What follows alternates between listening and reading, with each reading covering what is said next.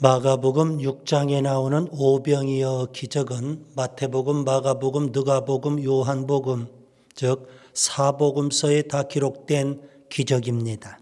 반면에 오늘 본문에 나오는 일명 칠병이어 기적은 마태복음과 마가복음에만 기록된 기적입니다. 어떤 사람들은 오병이어 기적과 칠병이어의 기적, 이 두 개의 기적이 동일한 기적일 것이다, 그렇게 추정을 합니다. 그런데 우리가 좀 더 자세히 살펴보면 동일한 기적이 아님을 알 수 있습니다. 마가복음 8장 19절 20절 예수님과 제자들 사이에 이런 대화가 오고 갑니다.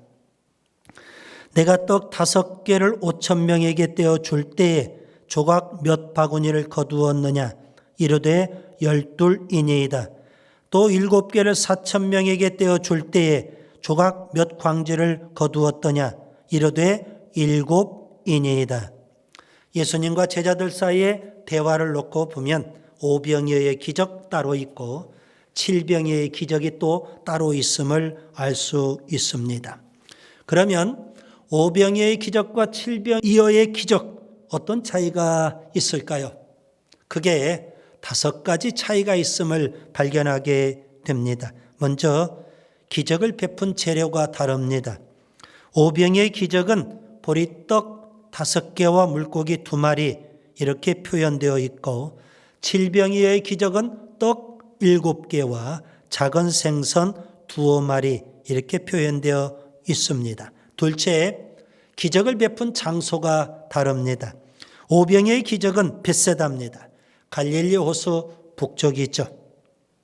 벳세다에서 기적을 행하셨고요. 건너편 게네사렛 땅, 지금 현재 오병이어 교회가 있는 타부가 지역이라고 말씀을 드렸죠. 게네사렛 땅으로 가셨습니다. 칠병이어 기적은 데가볼리 지역 갈릴리 호수 근처, 여기 갈릴리 호수는 갈릴리 호수 동쪽에 있는 그런 호수 근처일 겁니다. 그곳에 지금 칠병이어 기념비가 있는 곳이 있습니다. 텔 하르다 지역일 겁니다. 그리고 예수님은 달마누다 지방으로 건너가십니다. 셋째, 기적을 체험한 사람이 다릅니다. 오병이어의 기적은 남자만 5,000명이라고 했고요. 칠병이어의 기적은 사람이 약 4,000명이라고 했습니다. 넷째, 기적을 경험한 현장이 다릅니다. 오병이어의 기적은 사람들이 푸른 잔디 위에 50명씩 100명씩 그렇게 앉은 모습이었고요. 칠병이어의 기적은 사람들이 맨 땅에 앉은 모습입니다. 다섯째, 기적을 행한 결과가 다릅니다. 오병이어의 기적은 배불리 먹고 남은 것이 12바구니에 거두게 되고요. 칠병이어의 기적은 배불리 먹고 남은 것이 7광주리에 거두게 됩니다. 자, 여기서 오병이어의 기적에서 나오는 바구니 12바구니 있죠. 칠병이어 기적에서 나오는 광주리 7광주리입니다. 여러분, 바구니와 광주리 비슷한 것 같은데 전혀 다른 겁니다. 바구니는 손잡이가 없는 그릇이고요. 광주리는 손잡이가 있는 그릇입니다. 오병이어의 기적을 베풀 때 거기에 있는 사람 가운데 일부는 바구니를 갖고 있었어요. 그래서 남은 것 12바구니에 담을 수 있었던 겁니다. 칠병이어의 기적을 베푸실 때 거기에 있는 사람 가운데 일부는 광주리를 갖고 있었어요. 그래서 그 광주리 7개에 남은 것들을 채울 수 있었던 겁니다. 일반적으로 바구니는 손잡이가 없습니다. 광주리는 손잡이가 있습니다. 손잡이가 없는 바구니는 멀리 들고 갈 수가 없겠죠. 손잡이가 있는 광주리는 멀리 들고 갈 수 있는 겁니다. 그래서 이렇게 추측하기도 합니다. 오병이어의 기적은 마을에서 아마 가까운 곳에서 오병이어의 기적이 행해졌을 거다. 칠병이어의 기적은 마을에서 좀 멀리 떨어진 광야 그런 데서 행해졌을 것이다. 이렇게 추정하기도 합니다. 예수님께서는 칠병이어의 기적을 행하실 때 이런 말씀을 하십니다. 본문 3절, 만일 내가 그들을 굶겨 집으로 보내면 길에서 기진하리라. 그 중에는 멀리서 온 사람들도 있느니라. 본문 4절에 광야라고 표현하고 있고요. 본문 6절에 땅에 앉았다 이렇게 표현하고도 있습니다.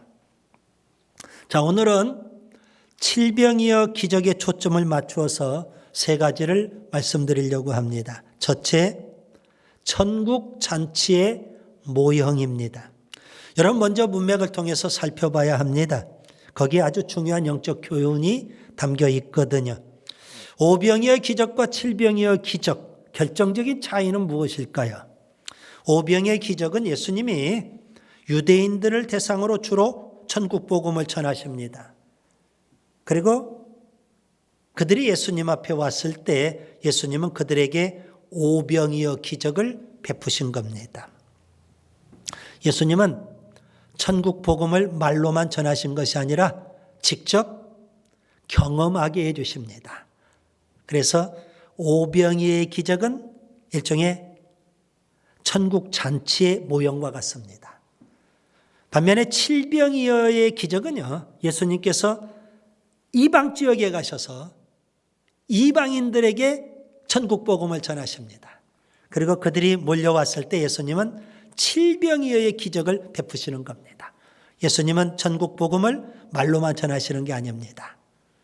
그들로 하여금 천국 잔치를 경험하게 해 주시는 겁니다. 그래서 여러분, 오병이어의 기적은 주로 유대인과 관련이 있고 칠병이어의 기적은 이방인과 관련이 있지만 다 천국 잔치의 모형이다 이렇게 볼 수가 있죠. 예수님은 말로만 천국 복음을 전하고 끝나시지 않고 이 땅에서 그걸 조금이나마 경험해 보라는 겁니다. 그래야만 우리 인생의 수고가 끝나고 우리가 천국에 가서 주님과 함께 천국 잔치에 참여하게 될 텐데 그것을 우리가 소망할 수 있는 것 아니겠습니까? 오병이어의 기적, 칠병이어의 기적, 그런 차원에서 예수님께서 열심히 복음을 전하시고 유대인들에게 또 이방인들에게 천국을 소망하게 해 주시는 겁니다. 누가복음 14장에 예수님은 큰 잔치 비유를 말씀하십니다. 어떤 사람이 큰 잔치를 계획을 했어요. 그리고 중요한 사람들에게 미리 초청장을 발송합니다. 음식을 장만하고요. 이제 잔치를 벌일 날 또 시각이 다가왔습니다. 그래서 종들을 보내는 겁니다. 초청했던 사람들을 정중히 모셔오라는 겁니다. 그래서 종들이 가서 그분들을 모셔오려고 하는데 한결같이 다 사양하고 거절을 합니다.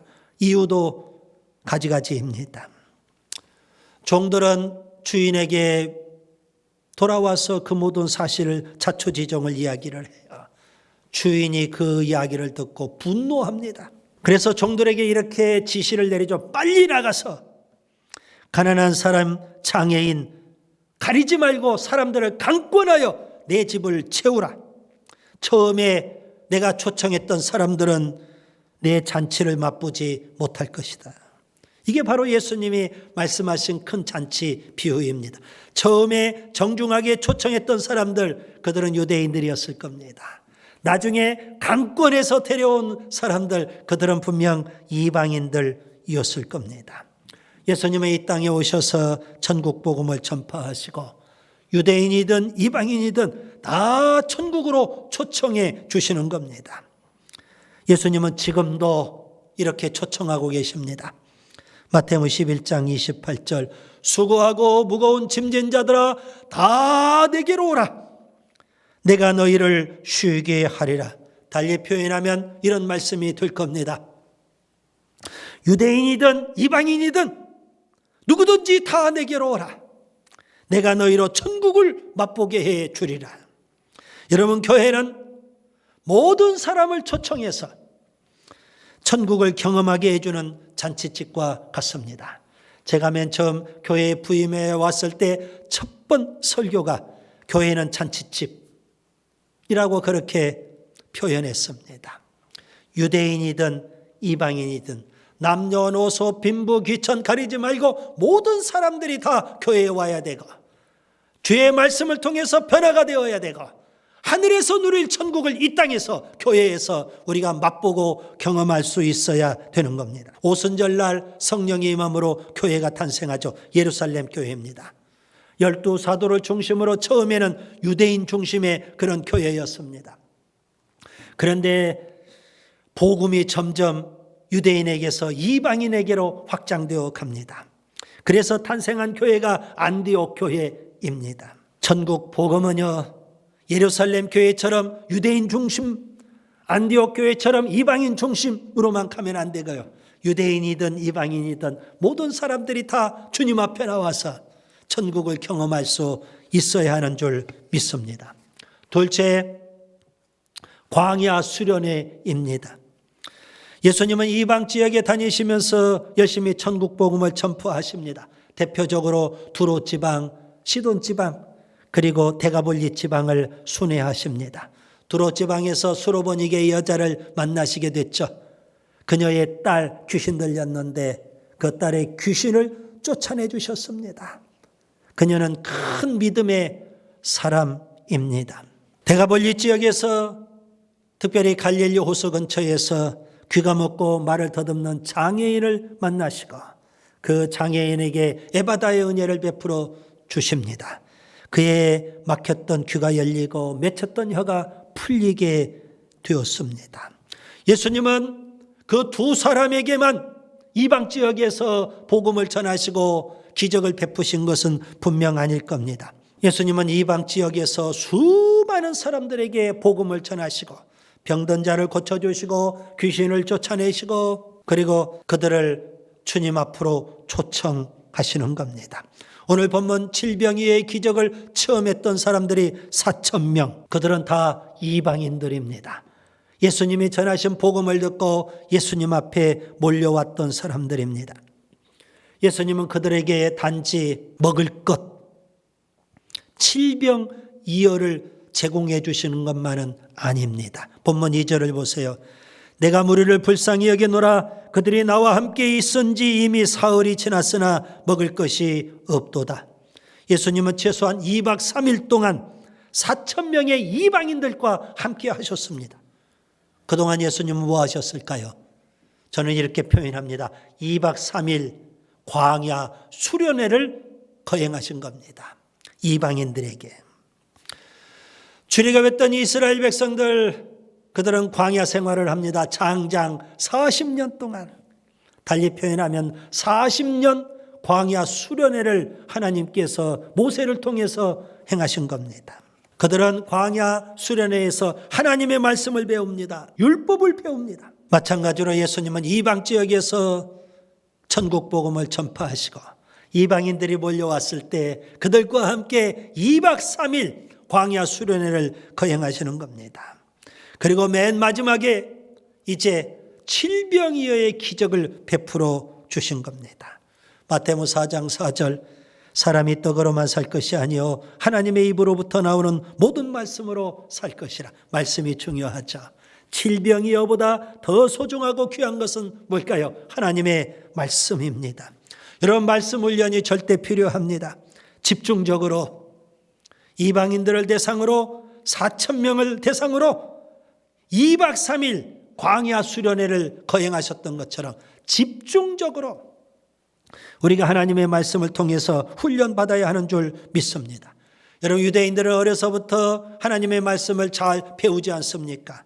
그런데 이방인들은 전혀 그렇지 못합니다. 그래서 예수님은 그들에게 더 많은 시간들을 투자해서 말씀을 가르치시는 겁니다.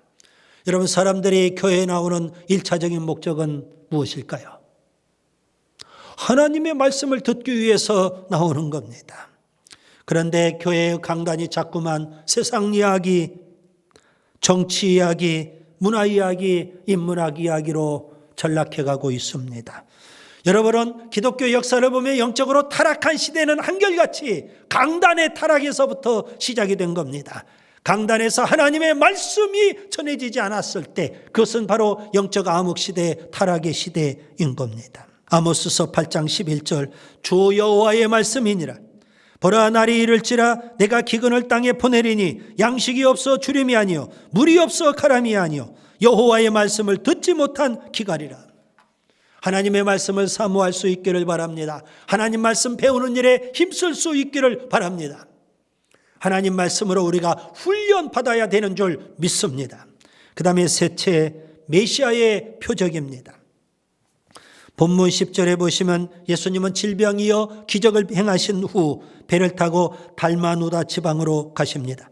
여기 달마누다 지방은 어디일까요? 성경에 여기 딱 한 번 나오는 그런 지명입니다. 마태복음 15장 39절에는 마가단 지경이라고 표현되어 있습니다. 달마누다 지방 혹은 마가단 지방, 지금 현재 어디인지 구체적으로 알 길은 없습니다. 다만 이렇게 추정을 하는 겁니다. 갈릴리 호수 서쪽에 위치한 막달라 지역, 여러분 막달라 마리아를 아시죠? 막달라 지역일 것으로 추정을 하는 겁니다. 예수님 당시에 이 달마누다 지방, 마가단 지방, 막달라 지방 그 지역은요 갈릴리 호수 서쪽에 위치해 있는데 어업의 중심지 항구 도시였다고 합니다. 그곳에서요 20세기 예수님 당시의 배가 뻘에서 발견이 됐어요. 그래서 박물관에 전시가 되어 있기도 하고요. 이 막달라 지역에서 가장 오래된 회당터가 발견되기도 했습니다. 아주 유명한 지역이 막달라 지역입니다. 예수님은 달마누다 지방에서 바리새인들을 만나십니다. 마가복음 7장 1절에 나오는 바로 그 바리새인들과 서기관들입니다. 예루살렘에서 파송을 받았어요. 예수님에 대한 소문이 널리 퍼져나갑니다. 예루살렘까지 퍼져나가요.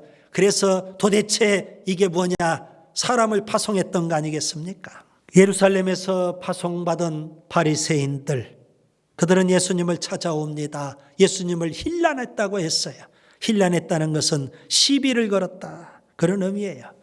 그들은 무조건 예수님을 힐난하고 시비를 걸고 비난하고 예수님을 시험합니다. 그리고 하늘로부터 오는 표적을 요구하는 겁니다.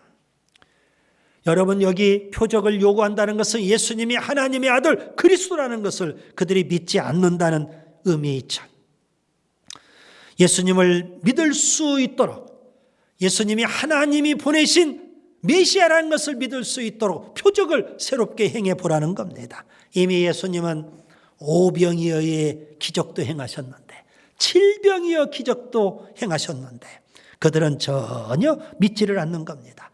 그래서 예수님은 마음속 깊이 탄식하며 이렇게 말씀하십니다. 본문 12절 어찌하여 이 세대가 표적을 구하느냐, 내가 진실로 너에게 이르노니 이 세대에 표적을 주지 아니하시리라. 무슨 의미일까요? 이미 오병이어의 기적을 베푸셨다는 겁니다. 이미 칠병이어의 기적을 베푸셨다는 겁니다.